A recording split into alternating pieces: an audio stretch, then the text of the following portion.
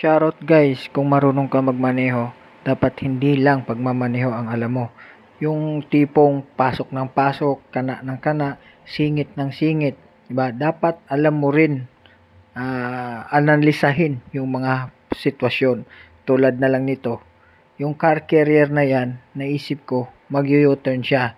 So, tumigil ako dyan sa may bandang rito dahil kung pumasok pa ako, babara ako sa mga dumadaan dyan sa harapan. Kung pumunta sa kanan, ganun din. Kung kakaliwa ako, ganun din kasi mag-u-turn siya. Ang problema dito sa mga ganitong sitwasyon, yung nasa likuran mo na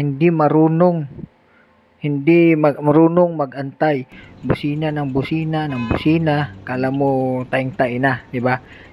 Kasi guys, kapag ganyan, sumingit tayo doon, mag-u-turn siya, tatamaan tayo.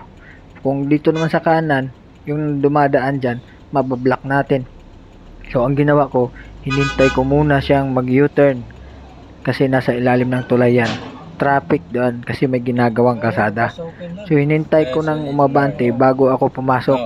Dahil kapag pumasok ka na nakabara ka sa gitna, yun, buhol-buhol ang traffic doon. Kaya, ang masasabi ko lang sa mga driver dyan, wag yung sarili lang natin yung initindi.